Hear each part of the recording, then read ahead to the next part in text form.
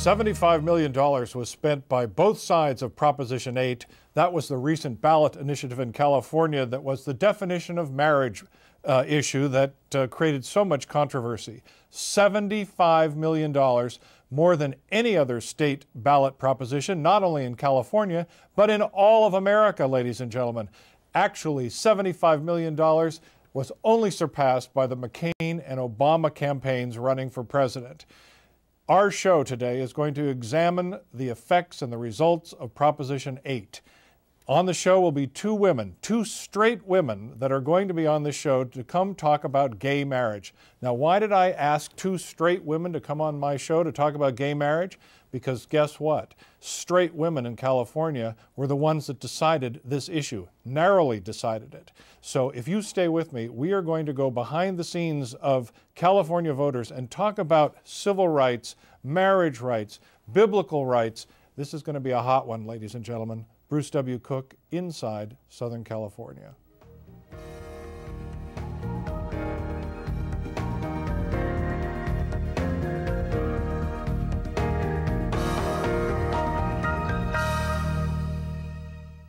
My name is Japal.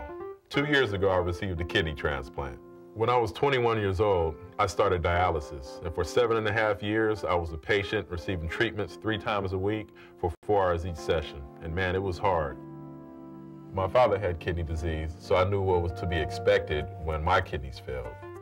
After receiving my kidney transplant, I was able to find and marry the love of my life. She's just someone I can joke with, someone I can cook with. I appreciate being able to be the husband that she deserves. When I was sick, I barely had enough strength to walk across the parking lot going to the movies with my brothers. But after my transplant, my strength and energy came back, and I was able to run around and play with my nieces and nephews, which is very important to me. My kidney transplant gave me my life back. You have the power to donate life. Be an organ, eye, and tissue donor. To find out how, go today to donatelifecalifornia.org. It sure feels good to play like a kid again. I'm Bruce Cook, inside Southern California. We're back, ladies and gentlemen. The issue today, Proposition 8, gay marriage. You know, the experts say that somewhere between a low of about 2.5% to a high of maybe 11 or 12% of the human population is either gay or lesbian. But this issue was the most divisive and the most controversial issue on our California November ballot. So I ask, if this issue doesn't affect the entire population, why is everybody so crazy about it? Now, I am going to moderate this show, and I'm going to try not to interject my own personal opinion, but I want you to know at the start of the show, to be fair, that I voted no on 8. I believe it is a civil rights issue. Having said that, you know where I'm coming from, but I'm going to try and be journalistic on this program. I have invited two really smart women to come on this show. One of them is a nationally known actress and comedian. She is the winner of the Lenny Bruce Comedy Award. You know her from HGTV. She is the host of House Hunters, the #1 rated show. She's also been a regular on the recently canceled Vegas and any number of television shows. It wasn't my fault that it got canceled, It though. wasn't? No. No, I thought you did it. She's a comedian, ladies. Anyway, and she is also now touring the country doing her incredible one-woman stand-up act. Suzanne Wong, welcome to Inside Southern California. Thank you very much. I just have to say one thing, though. It wasn't the Lenny Bruce Award, it was the Andy Kaufman Award, but I would have loved to have won the Lenny Bruce Award. That would have been fantastic. See what happens when you don't get your facts straight. And on the other side, ladies and gentlemen, another very good friend of mine, Sharon Grimes. Sharon is probably my best friend. She is somebody I spend a lot of time with and have known for many years. She is a mom and a grandmother of 5. She is a very successful real estate entrepreneur in Orange County, California, and she is vehemently yes on Proposition 8 in favor of traditional marriage. You'll notice she is wearing her is that an American flag pin on her lapel? So, I wish I had known. I would have worn 2 of them. Anyway, so that's the setup. Now, first question, which is probably the toughest question of the show, and I'm going to address it to Suzanne first. Mm-hmm. Is homosexuality a biological factor in life, or is it a choice? I actually have a lot of gay friends. I don't know if you do, Sharon, but I have to say that after doing some research about this, I found out that there are 450 different species, not individual animals, 450 different species in the animal kingdom that exhibit homosexual behavior up to and including mating for life. So to me, that just, and it's not because that frog's mother was overbearing. You know what I mean? I just don't buy it. And so also with the gay people that I know, because of all the discrimination and ostracism that happens, I just find it difficult to believe that somebody would make a choice for something when their friends, their family members, society, hate crimes. Why would you heap that on yourself if it wasn't something that you just felt was inherent to you? Sharon, same question. Same question. Well, I don't believe that it is. I think it's most of the time a choice. I don't think that it is all of the time. I spent a great deal of time working in another industry that had a lot of gay people who were lovely and very nice. The thing that I think is that most of them chose it, and whatever their reason was simply up to them.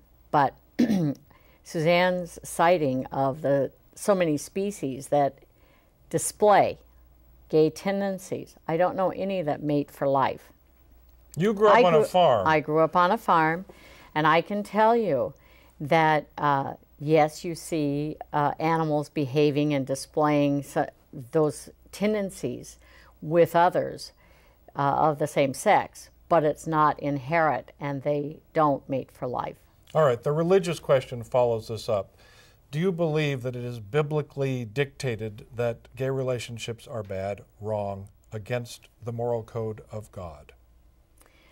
Well, I'm certainly not a biblical scholar, but I do think that not only is it wrong biblically, but socially, the ramifications on society as a whole, and I think that's probably the bigger picture. All right, what does that mean to you, Suzanne? Socially, the ramifications are bad for society. Why or why not? Well, I would like to go back to what you asked about the Bible, because I got really into this. I'm very passionate about this topic, and it does say in Leviticus in the Old Testament that homosexuality is an abomination.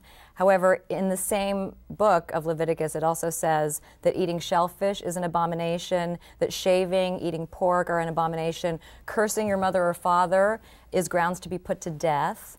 If you marry a woman and you find out she wasn't a virgin, she can be stoned to death. If you have sex with a woman during her period, you can both be excommunicated from society. Slavery is okay. You can't wear fabrics made of two different kinds of, material. And the point of this is, if you're going to quote Leviticus about homosexuality, why aren't we following all of the other things that Leviticus says? It also, in the Bible, there was polygamy. Jacob had 4 wives. And if we want to talk about traditional marriage being between a man and a woman, that also means things like procreation, if you're talking about traditional marriage, and sex. So should barren couples or couples who choose not to have babies, should that be illegal? Should those marriages be annulled? Should sexless marriages, maybe there's some couples who are celibate, should that not be okay? What about heterosexual couples that have anal sex? Because sometimes we're talking about gay, deviant sexual behavior, right? Well, I've had anal sex, and you're going to put me in jail? You're going to put me in shellfish jail with the lobsters and the shrimp eaters? Do you know what I mean? It just doesn't follow to me. If we're talking about traditional marriage, the rest of it doesn't follow. All right, so your basic point is that the Bible is an evolving document and it is interpreted in the times. What do you say to that? Well, I think that's perfectly to the point why the group that was pro-gay marriage were demonstrating outside of the Mormon church and not out of any of the Muslim churches, because I think they thought they could intimidate the Mormons, but I don't think they thought they could intimidate the Muslim religion that follows the Bible and some of the teachings much more strictly. The stoning, not marrying a virgin. Why do you think they would not be able to, quote unquote, intimidate the Muslims? Well, because I think in those countries, those people are still put to death. You know what? I want to take this is this is an amazing show. You guys are both so unbelievable. Let's take a look at a recent clip from the pundit Bill O'Reilly talking about Proposition 8 and talking about just who voted for and against it, and then it'll give us a stepping off point to really get into this. Let's take a look. The whole thing was 53 against, 47, 48 for, 5-point spread. But the African Americans, 70-30 against, that was the deciding. It made the difference. It absolutely made the difference. I mean, you can say Barack Obama cost the gay rights this movement because the African Americans turned out in droves to vote for the black man for president, but they believe in traditional values. They believe in marriage is between a man and a woman, and they do not believe in gay rights. Overwhelming. So Hispanics voted against gay marriage. Just whites, by a little. By a slight margin. Whites voted slightly for it, and the youth vote, 30 and under, my demographic, my generation, overwhelmingly in favor of gay marriage. All right, so the points are African Americans largely voted yes on 8 because they believe only in traditional marriage, according to statistics. Same thing with the Hispanics. White vote in California was slightly against Proposition 8 overall, and the biggest factor was no on 8 from the youth.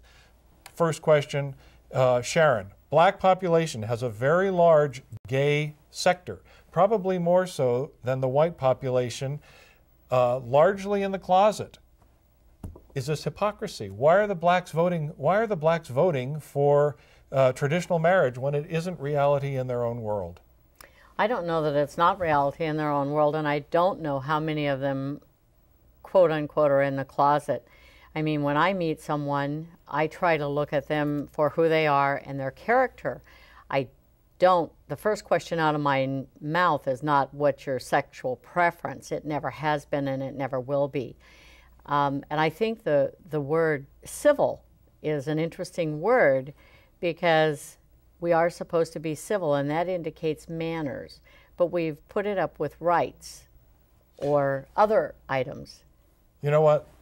That's a very good point. A lot of people are very upset, Suzanne, that all of these marches are taking place, not only in front of the Mormon churches, but there are reports that businesses are being picketed by people that ostensibly or were found out to have contributed to or voted yes on 8. What do you think about that? The question of civility and sexuality, is it right to be demonstrating? Well, first of all, I just have to say that one of the things that really bothered me about this campaign was that there were commercials that were spreading lies for yes on 8, saying that this would mean that now gay marriage would be force taught in elementary schools, which is 100% false, spreading lies and fear. And that, I mean, that's going to sway certain people to vote a certain way, because I wouldn't want gay marriage to be force taught in schools either. Do you agree with that? Let me interrupt. I have to tell you that I'd like to remind Suzanne that being the mother of 4, it will be taught, and I can guarantee it because that's already part of the agenda. And well, what is part of the agenda, though? Exactly what? Teaching about homosexuality and gay. But saying that Prop 8 means that gay marriage will be force taught, like that's part of the proposition, what you're voting on, is incorrect. It will be the result. That's different from a prediction. It will be the result. But that is completely lying in the campaign. Look at Canada. In 2002, there's a minister there, Stephen Beausoleil, I believe you say his name, and he was a minister, and they were going to teach about gay marriage and homosexuality relationships in the public school system in Red Deer, Alberta, Canada. He wrote a letter to the school board. The school board, the minister, prime minister, whatever, of Canada, made him or wanted him to retract. He has since left the ministry. He's written a book. He was on PBS, and he, in fact, quoted that the United States is still the only place left in America that you can speak publicly, because he's been banned in Canada. He can no longer be a minister. He can't talk from the pulpit, because if he talks against gay marriage, he had to pay, or they asked him to pay, fines. They stopped his letter writing. He's lost his way of work. I'm going to stop you and ask a question.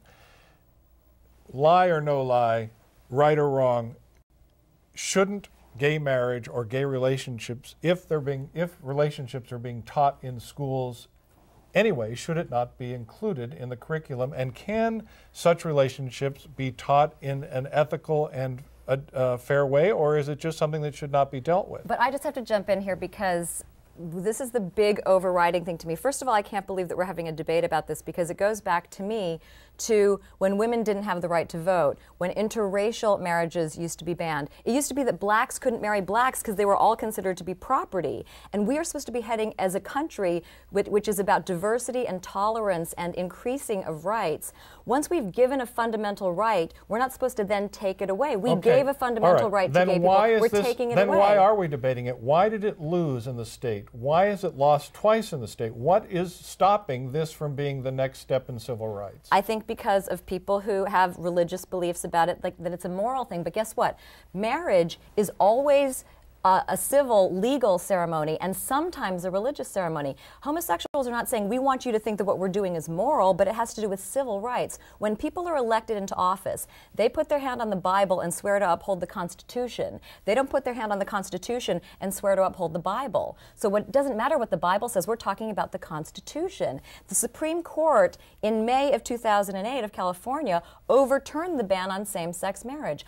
I'm surprised that a popular vote can change the California State Supreme Court's ruling, and that's why I think, if I'm not mistaken, this is going back to the Supreme Court because it doesn't make any sense to me. It's not about upholding the Bible, it's about upholding people's rights and moving forward. But what about the rights of the majority who, quite frankly, don't believe in gay marriage, and we voted on it twice, and because of rulings by the Supreme Court of California, they've overthrown it.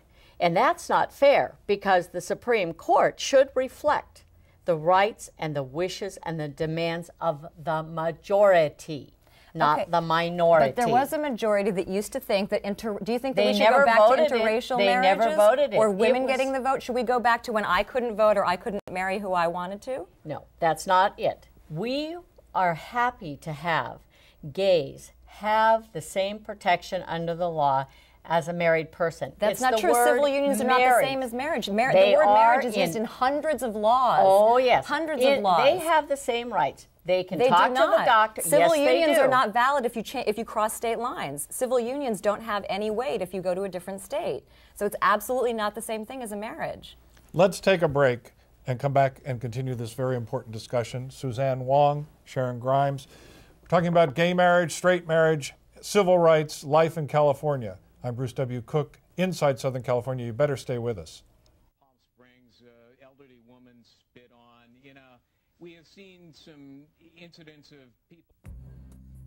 You've known for years that this is the #1 cause of lung cancer, smoking. That's why the Surgeon General issued this warning.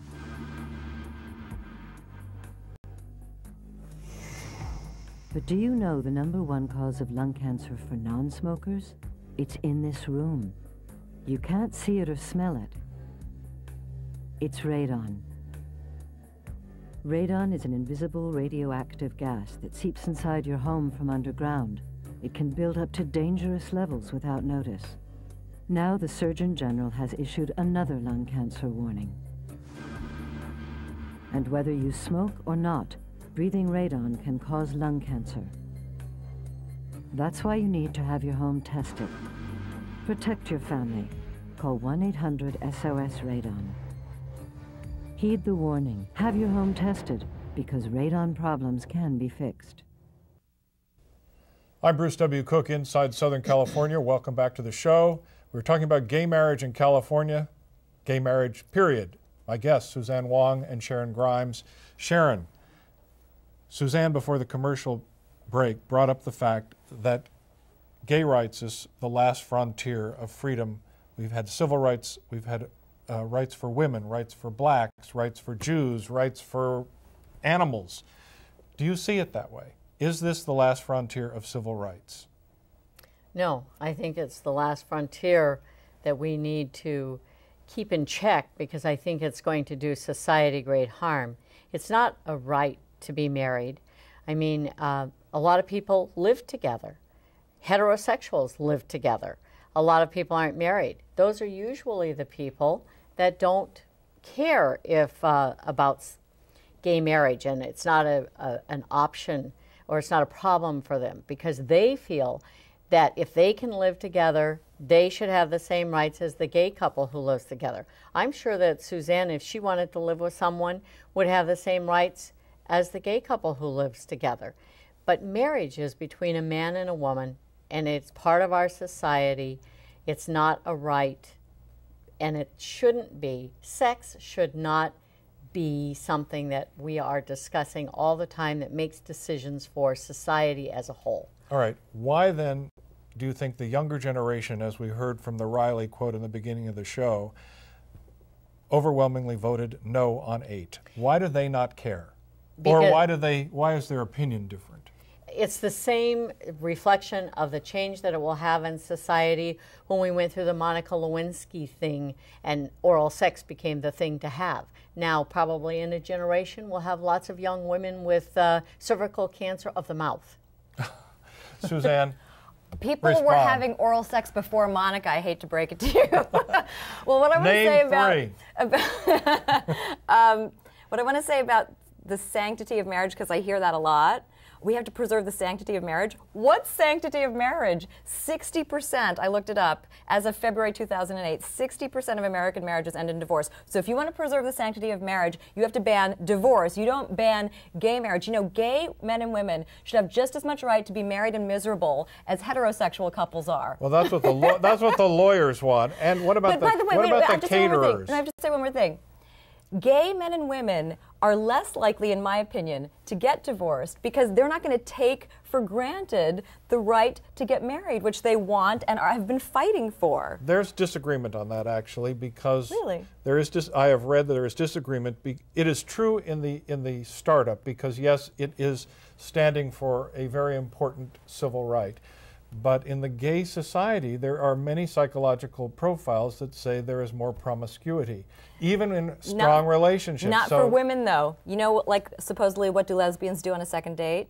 They rent a U-Haul. So it's different for, actually, I think that there is a double standard. For some reason, people are more fine with gay women being couples and getting married than gay men. There's way more of a stigma. Is that because it's still a male-dominated sex society? I think because there's more homophobia when it comes to male with male relationships than with female with female relationships. I don't know. Because men are more threatened than women? Maybe more threatened about maybe their masculinity, about their own sexuality. I think so. And I think why are women women less threatened? I don't know. Are women less threatened than men? No. In your opinion? No. Really? I think that because the women-on-women action seems to be appealing to women and men, but the men-on-men makes most people go, oh no. It's all about the sex. It seems to be about the sex. And since when? Because, for example, sodomy is not illegal. Since when can you go in to see what people are doing sexually? To me, this is about love. I mean, I don't know if you know gay couples that really love each other, that want to commit a relationship. I do not see why they can't build a life with the same rights as a heterosexual couple. I don't get it. Not to put words in your mouth, but Sharon has been saying it's bad for society. Why is it bad for society? How does two people you don't know down the street getting married affect your marriage? It doesn't. I only affect my marriage, my husband and I. But on society as a whole, if you teach children that this is okay, and but one it's of the happening things, already. It's I already understand, happening. and it has gone more and more because people are so exposed. We are such a sexual society. I mean, I really don't care what some of the Hollywood celebrities do, and I don't like it in my face all the time. And I think it's disgusting. I think it would be nice if we had some kind of proper decorum that people looked at and a proper way to behave in public. When I meet someone, I don't really care about their sex life. I never even ask anyone. My best friends, I don't ask anybody whether you're gay, straight, or whatever. I don't care about any of that. That's their personal business, and I think that's how it should be held. And I can tell you that when I was younger, I didn't think that abortion was going to be a big thing. I didn't get why my dad was so upset about it. My dad was so against it, and I didn't understand why, but now I see why, because when I think about his words, the value of life will decay, and it will come a time when our society thinks that euthanasia is okay, and that killing the unborn is the same as killing someone who that's handicapped or whatever.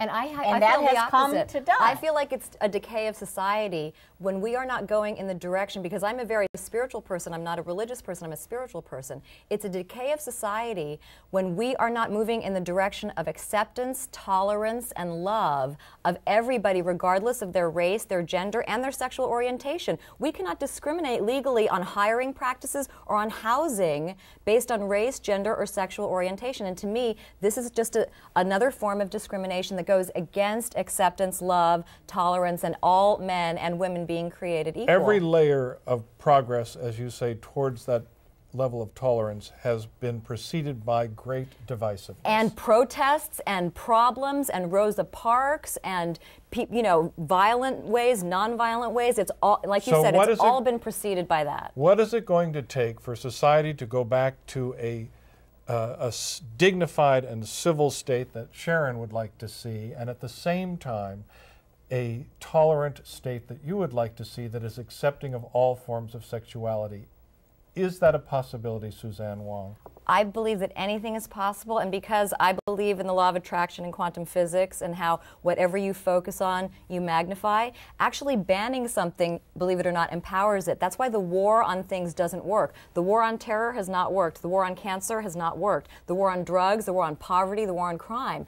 You cannot, what did Einstein said, you cannot solve a problem from the same energy that created it.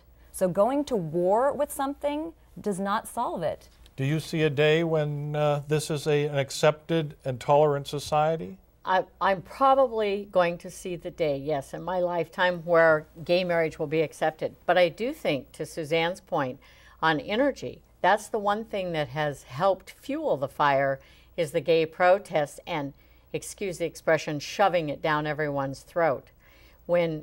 If they wanted to get married and they didn't make a big deal about it and didn't have to talk about it at every cocktail party and on every television show now has a gay person on it, we wouldn't have to worry about it.